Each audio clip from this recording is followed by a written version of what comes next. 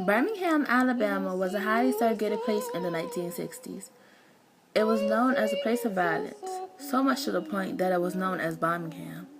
However, one event struck the nation: the bombing of the 16th Street Baptist Church.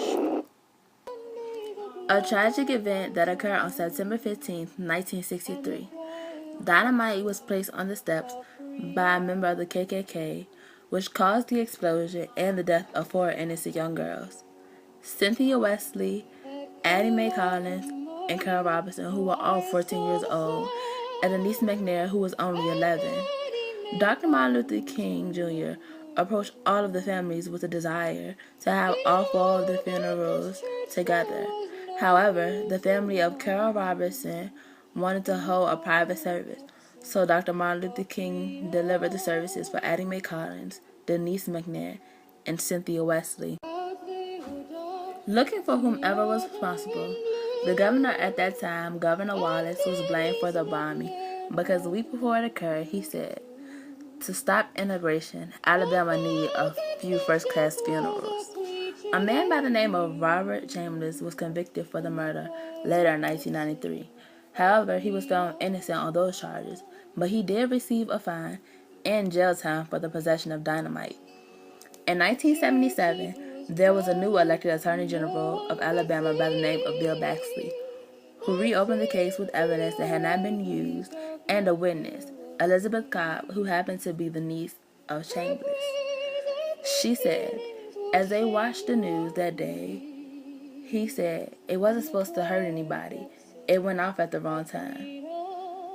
Although Chambers was the only one convicted, Baxter believed that there were 3 others also responsible: Herman Frank Cash, Bobby Frank Cherry, and Thomas Elwin Blanton Jr. Herman Frank Cash died in 1994 before he had the chance to be convicted or go on trial. In April 2001, Thomas Elwin Blanton Jr. was convicted. His own confessional statements heard by the FBI on a planned wire in Blanton's home was used as evidence. Bobby Frank Cherry was the last of the 4 men to be convicted in May of 2002. He was sent away by his ex-wife and granddaughter, who testified against him. Black protesters were outraged at the death of these young girls, and they gathered at the church after the bombing. The governor's attempt to end the protest resulted in the death of 2 young men. Other than that violence, the death of these young girls brought the nation together. Civil rights activists had a stronger support system. The young girls helped impact the Civil Rights Act of 1964 and the Voting Rights Act of 1965. In fact, they still have an impact today, what will make 50 years in September.